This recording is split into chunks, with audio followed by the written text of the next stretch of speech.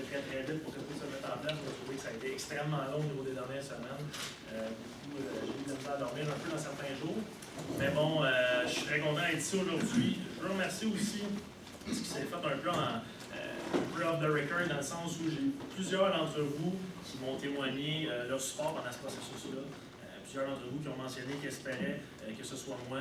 Mes collègues entraîneurs, ça a été la même chose aussi. J'ai senti le support de quand même la grosse majorité d'entre vous. Fait que juste pour ça, je veux vous remercier. Donc, ça me montrait que vous avez apprécié mon travail dans les 3 premières années comme adjoint à Alex Vendette. Puis ça, j'apprécie beaucoup. Je veux qu'on commence peut-être par souligner l'importance de la journée aujourd'hui. En dehors de ma nomination, je pense que c'est important de souligner la progression de ce programme-là dans les dernières années.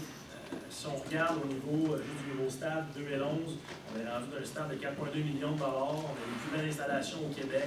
Maintenant, en 2013, on va avoir un entraîneur à temps plein. Donc, c'est sûr que ça nous amène, ça nous ouvre de grandes portes. Puis, ça va nous permettre de travailler fort pour que ce programme-là se rende au prochain niveau. Parlant de prochain niveau, ça veut dire quoi? C'est quoi les objectifs? C'est une question qui m'a été posée en entrevue. Stéphane Laroche m'a repris d'ailleurs 2 fois. Je n'avais pas été très clair dans ma réponse. Je vais le dire clairement aujourd'hui, les objectifs, c'est bien simple. Le premier, c'est de gagner un bol d'or. Ça peut avoir l'air très court comme objectif, mais c'est super important. Puis un cheminement en soi, on aura le temps d'en discuter pas mal souvent de ça. Deuxième objectif, c'est la division 1. La division 1, c'est un objectif en soi. On ne sait pas quand encore, on veut que ça soit le plus vite possible. On veut faire les choses de la bonne façon. Donc c'est clair qu'à court terme, au pire moyen terme, on vise la division 1. Puis ça, c'est quelque chose de bien important que je vais vous garder en tête comme étudiant athlète. Comment on va les atteindre, ces objectifs-là? Je ne vous élaborerai pas l'ensemble de la définition de tâches que j'ai pour le poste. Une des priorités, ça va être le recrutement. Il y a des gens en décembre. C'est une des raisons pour laquelle on a pressé le citron pour que je commence lundi. En fait, tu l'as pas mentionné, tu l'as mentionné aux entraîneurs. Je le mentionne, moi j'entre en poste dès lundi. Alors qu'à la base, ça avait été prévu pour la mi-janvier. Donc, on a fait vraiment beaucoup d'efforts.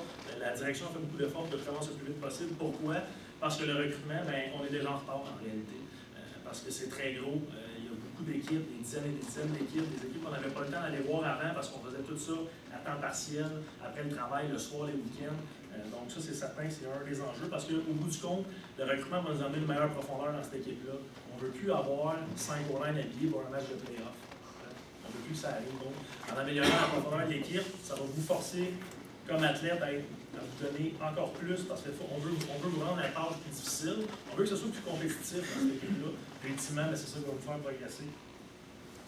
Une des autres choses super importantes qui est dans le mandat, c'est le développement de la région. Une des choses que je vais faire, ça va être de m'impliquer au développement de la région, donc dans les équipes juvéniles, avec les entraîneurs de la région, au niveau de la préparation physique aussi, peut-être des joueurs juvéniles l'été. Ça vous touche aussi. À un moment là, je vois certains anciens dans la salle, je pense à Angelo, je vois Nick Belfoy. Vous, puis les joueurs qui vont éventuellement finir, on va vous demander d'investir du temps dans la région. Comment? Ça peut être en coachant au niveau cadet, au niveau juvénile.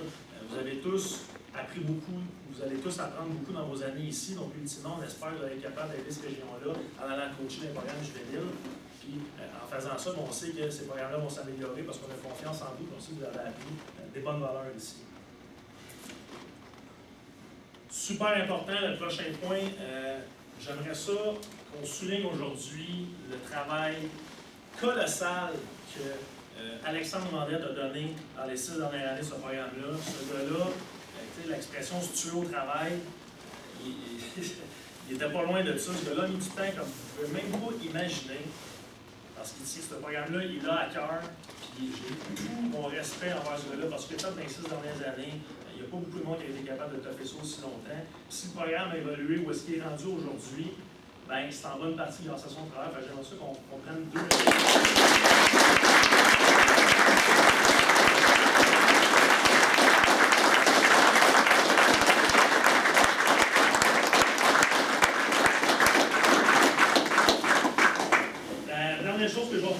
aujourd'hui, parce qu'évidemment, on va avoir un meeting en famille, juste moi et vous, avant longtemps, les joueurs, c'est sûr.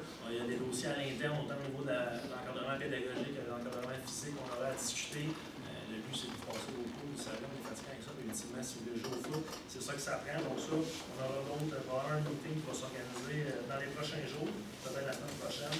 La dernière annonce, ça concerne le coaching staff. Je ne peux pas aujourd'hui vous dire l'ensemble de qui seront mes adjoints de la prochaine saison. Je peux par contre vous donner les 3 coordonnateurs. Donc, première bonne nouvelle, c'est que je peux annoncer le retour d'Alexandre Morel comme coordonnateur défensif de l'équipe.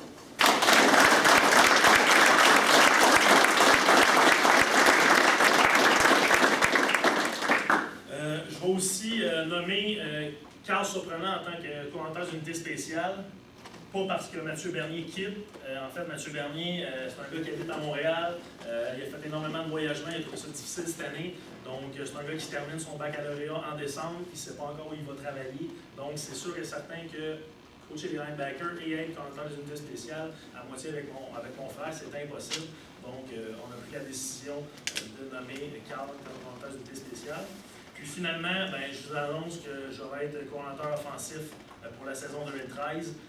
C'est sûr et certain qu'en étant à temps plein, il fallait que je fasse une des deux. Pourquoi? Pas parce qu'on n'est pas satisfait du travail d'Éric Chevalier, au contraire. On espère qu'il sera de retour avec nous pour la saison 2013, mais ça n'aurait pas été logique que moi je sois co-coordonnateur. Bon, Alexandre fait ce job-là depuis 6 ans à la défensive, donc moi je suis allé à l'offensive depuis 1 an, donc j'ai pris la décision de coordonnateur pour la prochaine année. Donc, messieurs, je vous souhaite tous une bonne soirée.